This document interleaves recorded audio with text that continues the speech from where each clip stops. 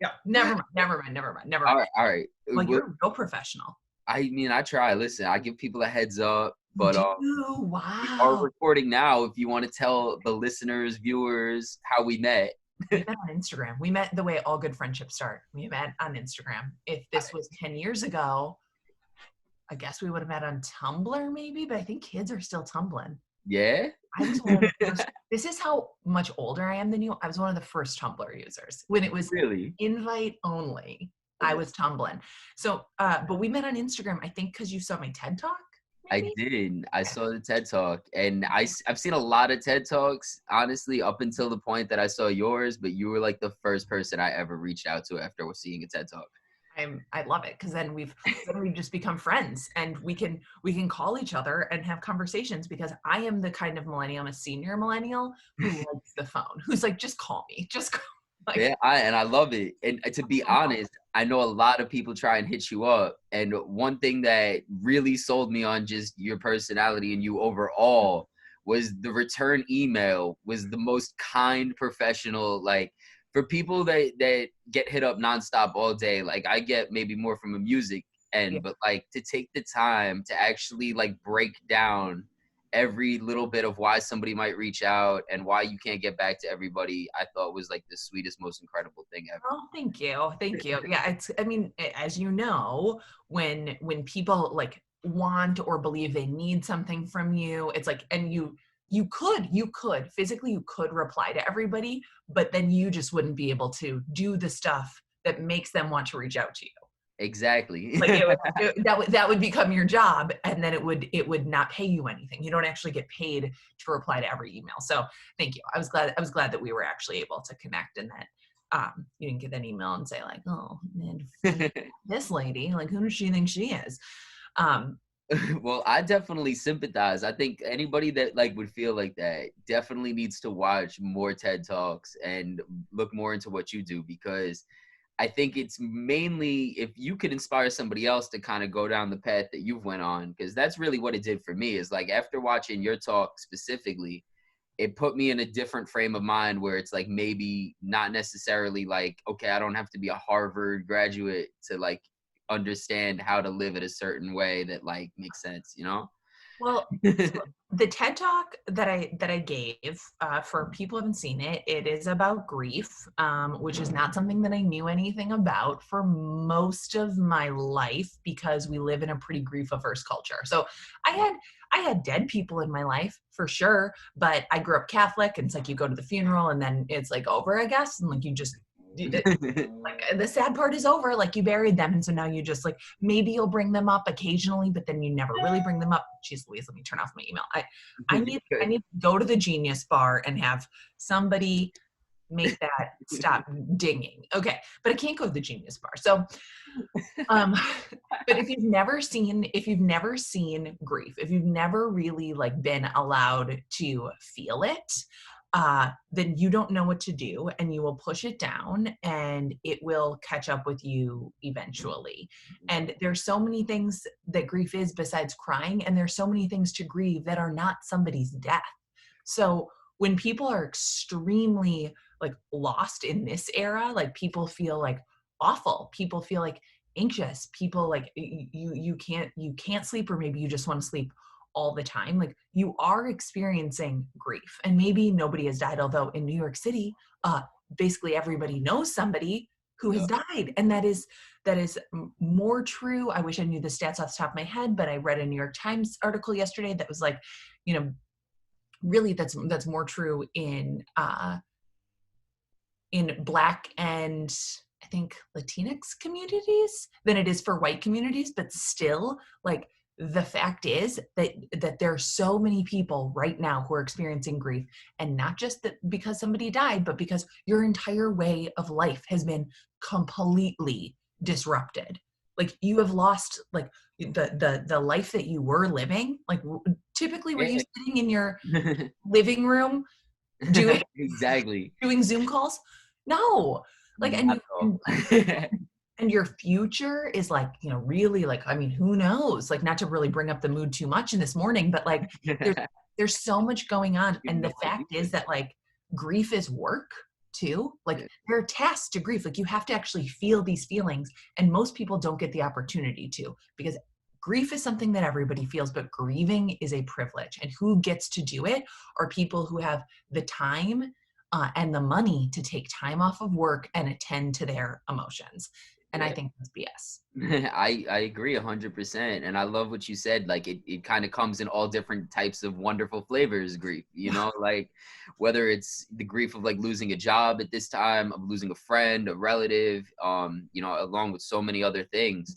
And Just not being able to see the people that you love, you yeah. know? And God forbid if something does happen to somebody, you can't even have that funeral process, which has been not the best, obviously, but it's like it allows you to kind of have this moment to appreciate people where it's like now it's like, all right, well, is this going to happen again next week? Mhm. And And then suffering, it's like suffering has always been lonely. Like even if you are grieving the same person, like you grieve your own version of them. And so right now everyone is, people love to say like, oh, this is everyone's experiencing this, but no, some people are experiencing it more. It is affecting people, some people more than others. And that is like real, and it is also like an unknowable weight. It's an unknowable weight when you see yeah, somebody else going through it. And to have like the loneliness of sorrow, which already makes you feel isolated, on top of just not being able to like go sit with someone, yeah, of just actually being isolated. actually be physically isolated, it is a lot. It's a lot. And so there's so many things. I know everybody's on Instagram and it feels so, everyone's like, oh, like come out of this quarantine looking like, hotter than ever, and like and knowing how to like bake your own bread. And it's like, maybe not. I think, I mean, honestly, the reason I really wanted to talk to today is to address people who are going through the opposite, because I think last year or the tail end of last year, 2019 was rough for so many people, and they go into 2020 with this mentality where it's like, we're going to crush it. And I mean, if somebody like myself, I mean, rare, but I've gotten in these moods here and there over the years where it's like I'll get really motivated by the top of the year and I'll start the gym and I'll eat healthy. And this year I felt like I was really crushing it. And then this hits and it's like, oh, you think you're getting skinny? I'm closing every gym in the world. Like everything is closing. And it's not just like the skinny part, obviously, but like, doing things that I guess for mental health and for well-being to kind of have that like stinted by this. There's a Yeah, lot of people who have went back to drinking, a lot of people who have went back to drugs, and they can't go to their meetings, they can't connect with their sponsors. It's like there's a lot.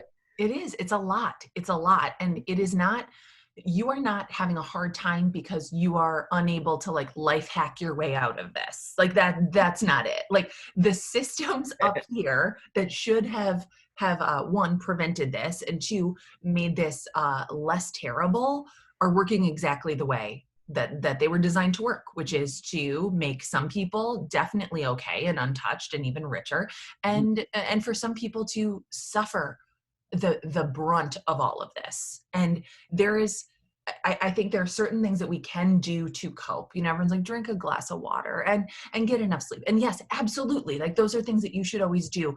And you can do everything right, and this will still be horrible. Yeah. Like, so if it is hard for you, that is not because you have not journaled. Yeah. And or like done the the quarantine workout that's on Yeah. Instagram or whatever. It's like not everything needs to be a a vehicle for self-improvement or for enjoyment, and this might be survival for a lot of people. For a lot of people, like the goal is just to survive. And for people who like are like mid to mildly inconvenienced by this, but are also like achievement oriented and used to having control, that's a different kind of challenge. I'm just used to like, first of all, we never had control. It was like always a lie. Like life has always been this uncertain. But I have this post-it on my window in front of my desk, and it says, C's get degrees. Okay. Because I did not know that in college, and I wish I would have worked a little less hard.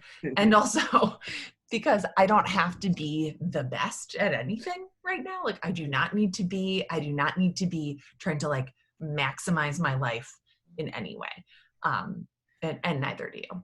Well, nah, and I appreciate that. I think I've learned like through the ups and downs and the little roller coaster of like self-improvement that it's very important to like find balance in the self-improvement too. Is like you can't overwhelm yourself with TED Talks just as much as you can't overwhelm yourself with like drinking wine every night, doing these things Yeah. that might be a vice. Yeah. My question too for you is like I know you said half of this room is a classroom, the other half you do the garbage. Yeah. How is it being a mom trying to do this? Because I don't have any kids. I have a dog. And like, to be honest, my dog stunts my self-improvement time Yeah. to time when I want to like walk and clear my mind, but she wants to go out and like I have to And keep an smell eye. things. And you're like, we're walking to move our legs. And they're like, but I need to sniff Yeah. this grass for 25 minutes. And it's like, I will lose my mind. So yeah, with the dog too. And can I just say that so I was widowed. I was widowed in 2014, and I was on my own with our son. Like I was a primary parent, and I don't want to say that my husband was not a good. Of course he was, but he had limitations. Like he couldn't, hold the baby. Like he couldn't. Like I was taking care of him as well. And if I were going through this alone, like truly as a solo parent, I do not know. I do not know what I would do. So for, like everybody who's doing this on your own, you're not making it up. Like it is, everybody here is like running a marathon, but you're running a marathon with like a weighted vest shaped like a child or two children or four children who are like hanging off of you and who want things, and the whole race is uphill. And I have a wonderful current husband, a living husband, knock on wood. I mean, anything can happen. And he does all the parenting stuff so that I can just work, which is really nice. We're also moving, hence the boxes. Uh-huh. So we decided to just pile on all the stressful things. But like the hardest part about parenting right now is like realizing that this is really hard for kids. This Yeah. is really hard for kids. And so when they're annoying me, which is I'm like, oh, it's because like this is really hard for you because like you are not used to doing first grade at a card table, in the dining room while your mom does a conference call. And you're used to just going to a classroom where like, you don't really have to think about your parents because they're not there. But here it's like, I'm here, but I'm not here. Like I can't hang out because I'm working, and it's Mhm. confusing, and none of the kids are getting enough attention, and it's showing. And so it's just, blah, blah. But also can't imagine not doing it with them, Yeah. except we would just be partying. I think we would be falling apart without them. I would be left to my own devices. Do you guys have to report back to the teachers what you're working on with the kids? Like, I know that's a thing in New York. They're like Ah, constantly sending stuff back and forth. It's become another job for parents. it is. And it's also like, I just think about how, like teaching is such important work, and there's like a certain subsect of people who are like, I mean, teachers are overpaid, they only work like 9 months out of the year. And it's like, well, I mean, if you factored in all the time you mess around at work, you probably only work 6 months a year. But uh, they like, teachers are so amazing. They just responded to this. They figured out how to do a really difficult job in a whole new way. It's I don't know, it's all on Google. I don't know. My 7-year-old manages it himself. Our 13-year-old has always had a Chromebook at school. So I mean, honestly, her school's not even that different. And our senior, I don't know. I'm trusting that he's doing the work. He seems like he is, but he's been in his room for like 2 months. So Oh my gosh. I'm not opening You that got door. 3. You got your hands full. Before, because I forgot we have a baby. We have a toddler, and he's Oh my gosh. and he's being raised by an iPad right now. So he wakes up and we're like, here you go. Like, I which is just, cool. oh, I'm sorry. Go ahead. My fault. Yeah, no, it's okay. I mean, we also forget that he exists because he is so chill, but also he's like the meanest person in this house. We're slightly afraid of him. So we just give him an iPad and walk away. Just let him have what he needs. Peace. Yeah. I'm just like learning because, like I said, I have no kids, but I hung out with one of my friends the other day. She has 3 kids, right? And I didn't realize each kid has like its own personality. There's like one that's like really turned up, one that's really passive. I don't know how the heck anybody could do it. You do it very, I mean, you were a kid, right? Like you remember, like your parents did it badly. And My parents were like, "You're getting a job now. yeah. I don't care if you're 8." Yeah, I was basically the opposite. I was like, I need a job. I need to save money. I need to like have, my parents were like, you're 11. And I was like, well, I already wrote to a newspaper. I have a job. So I did it that way. But like my parents also had 4 kids, and it just like, it feels like you're always putting out a fire. And then while you're focusing on this one, then this one is bursting into flames and you didn't Yeah. even know because it was a quiet burn. And they're all different and they all need different things, but you're the same person. And then you're trying not to repeat all the terrible things your parents did, well-meaning things, but, Yeah. and then then you just become your parents. So you have that to look forward to. What like, I mean, I guess what led you to really take this on, like, of just approaching life in this different way? I mean, obviously you've been through some things with becoming a widow pretty young and that, but like there's a lot of people that go through traumatic things that they don't take it to this level where they're actually reaching out and like impacting a lot of people's lives. Think so. I was widowed before influencers were a thing, or at least before I knew. So it was 5 years ago, and so the internet was a different place. The world was a different place. Like, and none of this was planned or strategic, in any way. It was like I just was doing the thing that I could do in the moment. And so the sweatshirt you're wearing and that I'm wearing, that came from my husband Aaron had this thrift store t-shirt, and it was so threadbare, and he always wanted to, after he got sick, he's like, I want to recreate this, I want to sell it. And then now you'd be like, great, put up a Shopify page. In 2011 we were like, I guess we can keep inventory at our house, but Yeah. we don't have any money because you have cancer, and brain surgery was $184,000. And so it's, Oh, which that was the more than bronze our plan house doesn't was worth. cover. I know the bronze plan is Yeah. not the plan for The bronze plan was not great, but obviously it's not what we paid out of pocket, but like it adds up, and it adds up so fast. And so it was Aaron's idea. And after he died, his obituary went viral, which was, you can Google it, Aaron Permort obituary. And we'd written it together. And it's not like we were like, let's write a viral obituary. We were like, let's write an obituary together that tells the world who you are, like that. And that when it is published in our local newspaper, people see it and they're like, oh, like that's Aaron, because Aaron always made you feel like the party could not have started until you got there, and you were in no matter what. Even if you were not, if you were an outsider like I was when we met, he acted like there was just automatically room for me. And that was really special. And that's what his obituary did. And that's why it went viral. And then I'd already been a writer. I'd always been a writer. But when I talk about like the privilege of grieving, I could not function after Aaron died. I didn't sleep. I would fall asleep maybe at like 4 a.m. The baby, Ralphie, would wake up at like 7:30, walk into my room, lay down next to me, and then like kind of poke me awake and be like, hey. And then I would walk him next door to daycare in my pajamas, and then come back to bed, stare at the ceiling, maybe do nothing. I didn't go back to work simply because I did not do it. And then I did not have a job anymore, because it's like, they only want to pay you if you show up, which is like, Yeah. I mean, which like as an employer now, I do understand. But at the time I was like, well, I don't want to. well, you mentioned that in the TED Talk too, of just how much time people give you. Yeah. Which people should definitely watch that. People give you no time. And my friend Mo, who I met after our husbands died, she was back at work 5 days after her husband hung himself, because she cuts hair. So like, you don't cut hair, you don't get paid. You have to do it. And I probably should have done it, but I didn't. And I moved in with my mom. Like I had all these privileges that allowed me time to grieve. And within that time, I was able to keep writing and write a book. And, most books don't get published, like most books. So things happen because I had the time to focus on them. So whenever people, like I get emails from people who are like, well, my husband died and I haven't done anything. I'm like, yes, you have. Like, yes, you have. Like, are you still here? Are your lights still on? You've done enough. Like you've done enough. So what I've accomplished is 100% like a reflection of, yeah, I worked hard. And also like I had the privilege of time, which is the most luxurious thing that you can have, is like time and space.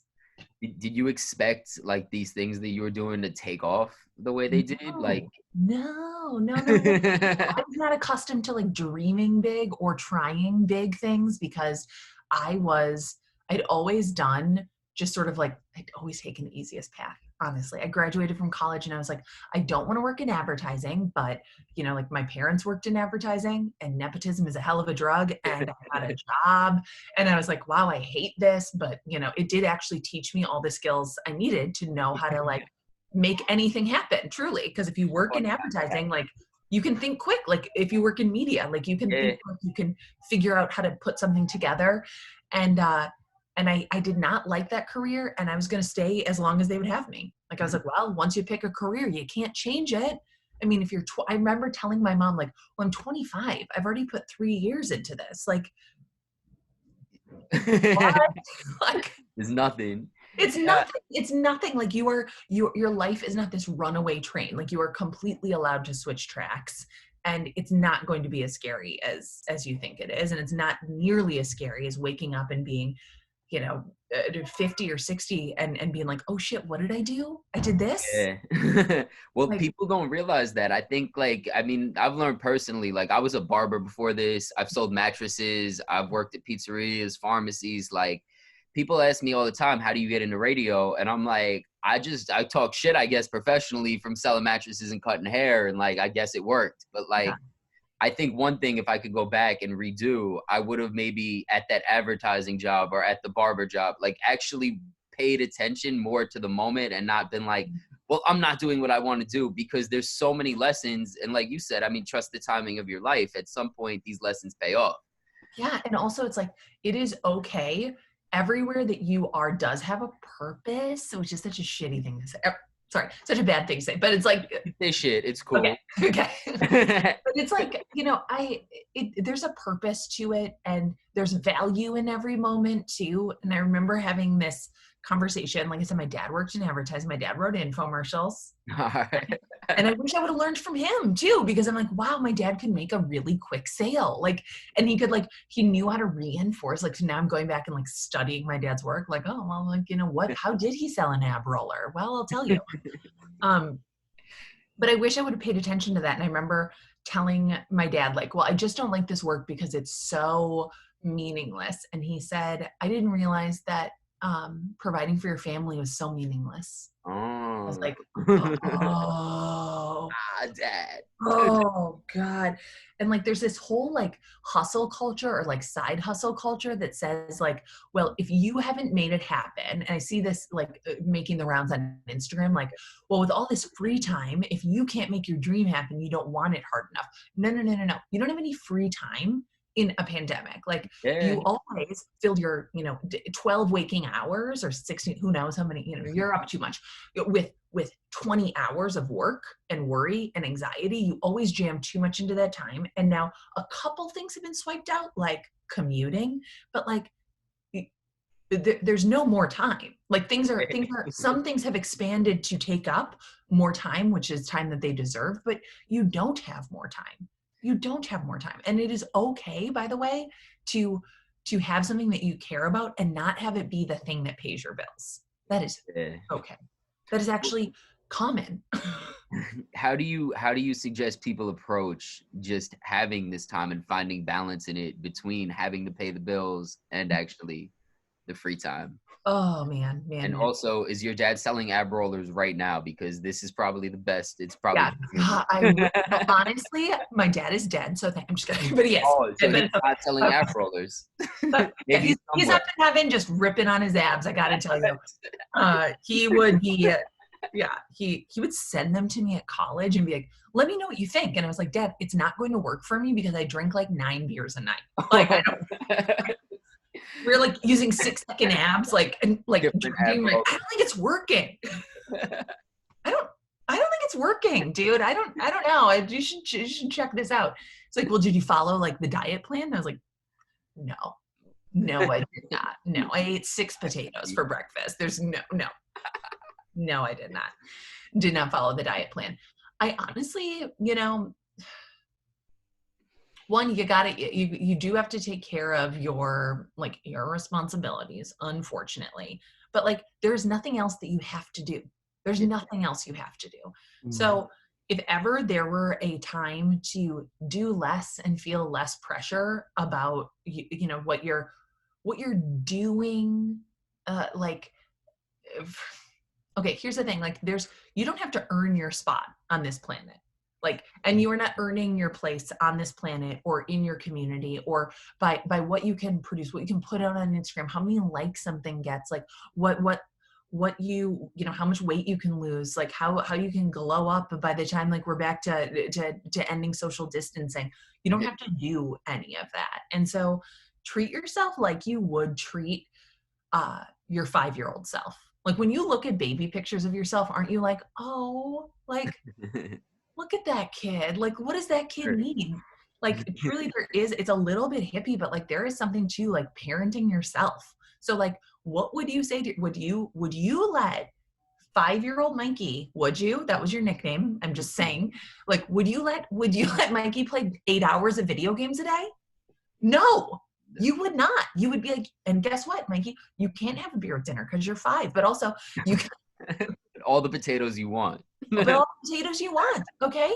But I think about that sometimes. Like, if no one puts me to bed, by the way, like if my husband's traveling or when my first husband was dead, I would just stay up all night. Like, I'd be like, well, I don't know, like, who's gonna, and now I'm like, no, you put yourself to bed. Like, you put yourself to bed, like the way that, like, you know, like that I tuck my kids in, which honestly does have quite a long wind down period. There's a lot of like just hanging out and like, you know, listening to music and not staring at screens. So I don't know. Everyone's gonna try to life hack your way through this, but like, treat yourself like a kid. Okay. A kid with a job and rent. but For real. but otherwise, like a kid, like, you got to make sure a kid eats right and drinks enough water and you know, isn't a jackass to himself or other people. Well, that combines with the other lesson too of just like, you know, you're doing something for 3 years. It doesn't mean that's what you have to do. I think when you're a kid, Yeah, you can do whatever the heck you want. So it's yeah, like, don't feel like you're just pigeonholed to do what you've always done or try yeah. and like maintain pre-quarantine life. Like, No, open yourself up to new ish. yeah. This is not a staycation. You know, Yeah. it's not as if like everybody's been great. Like, it's not. It's really not. And also, no one, like, we've been doing this for what, like 2 months, maybe 2 months, who knows? Yeah. At least. Um, that doesn't make you an expert at this. You know, No. like, that's The really, experts aren't experts. yes, exactly. And so if this is hard for you, or if you don't know what you're doing, or like, yeah, join the club. It's called Literally Everyone, because the last time that there was a pandemic like this was 102 years ago, and most of those people are dead. So like, of course, this is not, you're not supposed to like have the hang of it. And like grief, like, because you are probably grieving something, like, it doesn't just get better with time, it gets better because of what you do with that time. And not from distracting yourself, but from allowing yourself to feel like that full range of feelings, which is like, yeah, it is disappointing. Yeah. And you know, it's disappointing, and for some people it's like crushing, and some people like will absolutely not recover from this. And Yeah. that's very, very hard. And there's no amount of meditation that will make that okay. No, for real. I mean, similar to the jobs though, it's not what you want all the time. Sometimes it's what you need. You got to be open to that, for Yeah. sure. Yeah. How are you? Where do you live? I'm in New York. Yeah, I and live I in know that. I just want, you know, I want your personal address. That's what I'm I, saying. I live at 120. No, I live in Long Island, is like a little bit of the suburbs. Yeah. But I grew up between like Brooklyn and Queens. I lived in Florida for a year. I was in a group home for a long time, like all the way out in Long Island. Yeah. So now I'm just in like the suburbs chilling. It's pretty low key. I was in the city like last week and Times Square was completely empty, which was really spooky. But Weird. yeah, I don't know. I mean, I feel bad, I guess, saying that I'm Mhm. kind of enjoying this a little Mhm. bit. That's okay though. Like, that's okay. That's the thing, is like, it is going to affect everybody differently, and you feeling bad about having a good day or an okay time is not going to actually make it easier for anyone. Yeah, no, for real. I You mean, know? Like, I think it's where I'm at with it is like, I be honest, the top of the year I was doing really, really well, and like I was at the gym all the time. I started getting healthy, which I'm like not a gym dude. I'm like a cookies and milk kind of guy. So like yeah. to spend like the time being more disciplined, but like I think I was going very hard with it. And the quarantine, it did, I guess it's more negative than how I was before, but with that negativity, I've learned to find some positivity. And like when I go to reach for the cookies, it's like I kind of catch myself now, and it's like, don't get caught up in this moment that you're kind Yeah. of restricted. So I Yeah. mean, finding new ways to kind of be like, I wouldn't say be, but finding new ways to grow, finding new ways to like, maybe read a little more or like try different things. And even when I fell back into some of the vices with like eating, or like I like to smoke a little weed here and there, it's just like, it's the best, but it's also a vice if you don't find the balance in it, right? So it's Yeah. like, I think I got a little carried away with that for a little bit, but the fact that I'm able to catch myself, I think, is why I say that this isn't necessarily the worst thing, because obviously I've had like friends, and my father's lost a couple of friends, and like people, that are really going through it with this. And, to know that the people immediately closest to me are okay, is, bringing some joy. And then just to be home and be able to be close with people that are usually working and doing all this stuff is like, for me personally, it's been pretty good. But Well, yeah, and there's always like guilt. There's always guilt, right? Because like, I mean, I felt awful after Aaron died, because like he was objectively a better person than me. And like, why couldn't I just have died of brain cancer? And then he would have done something even cooler, like, and better. And he would have been the perfect dad for Ralph, and Ralph wouldn't have like this mom who's like, kind of weird and mean to him. And like, nah, you can't jump to conclusions though. You never I know. know, but we always do. We always do. And it's like, there's no like, it's not like you did not choose what you got, if Yeah, that makes sense. You know what I bro. mean? But like, we do have an obligation to do the best we can with what we have, especially when we do have enough. Like, Yeah, so it's like I said, like feeling bad about it doesn't actually like help another person. And there is somebody out there who would love to be okay. And I do think like the way that I honor the fact that my husband died at age 35 is by trying to be alive as much as possible. And that doesn't mean that I have to like do all the things and like run marathons. I will never run a marathon. yeah. I will never skydive, but just that I can appreciate even the really crappy parts of life, because it's still life and I'm still here. Yeah, for sure. And I think to anybody that says you need to find that in this quarantine situation, there's opportunities to find that in any situation. And if this isn't the particular one for you, it doesn't mean that, you can't open yourself up to what's to come. It's, maybe going back to work is what's going to spark inspiration for you, just as much as not being at work has sparked inspiration for other people. Right. There's this book. Actually, I'm going to send it to you. I'm going to send you a book. No, It's I so love good. books. Have you read Man's Search for Meaning? No, I haven't. Okay, so it's so short, and it's a short, life-changing book. I think I read it for the first time when I was 20 and like deeply depressed about, I mean, well, depression is not about a thing, but I was like, why am I so sad? My life is fine. I go to college. I'm, you know, Potatoes and beer. It was the potatoes and potatoes and beer. Maybe, beer. maybe I'm just nutritionally deficient. And Viktor Frankl was a Holocaust survivor, and he wrote this book about his time there, and it is so illuminating, and it is just all about essentially that the secret to life like is just that you're alive. Yeah. It's just that you're alive, and nothing more. And so it's a really beautiful, heartbreaking book. And it's so short. Everyone should go buy it. I want to see it at the top of the New York Times bestseller list next week. Okay, your influence. And I'm going to send All it. So, right. I'll so provide DM a me. link Send in me. the Send me. bio. So yeah, send me your address. Send me your address. No, I definitely will. I appreciate it. So what's the rest of your day looking like now? Are you gonna open up this school? I'm going to open up this school right now. They're watching, oh my God, they're watching cartoons from my childhood. So they're watching Rescue Rangers, Oh, Chippendale Rescue snap. Rangers right now. They love it. And so they're in my room watching TV. And then, yeah, school's about to start. School's about to start. They got to, because they do have to check in and like take attendance. I'm like, oh. And then I am going to leave. I have an office that nobody else goes to. And so it's like, so I just go. Kanye West. Yeah, I just go there alone. I do. So I will go there and my husband will drop me off and I like walk in with a mask and with like, Clorox wipes. There's no one else in the building. And then I'll write for a couple hours and then I'll come home and we'll have dinner and we will, watch TV and then we'll do it all over again. It's like a really boring existence, beautifully boring. Oh, well, Yeah. it's awesome. And where are you at? You're like Minneapolis.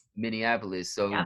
it's like completely shut down and there's not much going on. It's shut down, but I do think like white suburban people will be the death of us. Like they're just like having play dates and I'm like, you play dates are canceled. Like I'm getting into altercations in our neighborhood, like from a distance, but I'm like, we're not playing. You can't, like kids don't understand social distancing. You can't get kids. They're not going to stay 6 feet apart. And it's not like 6 feet is a magic number. It's like a guesstimate.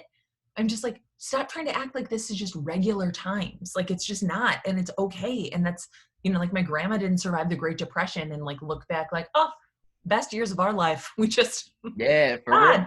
we had so much fun. No, she was like, that sucked. Hope that never happens again. So we are shut down. Like only essential businesses are open. I'm not an essential worker. I cannot tell you how unessential I am, but you'd be surprised how essential you've been for me, at least. So we'll go.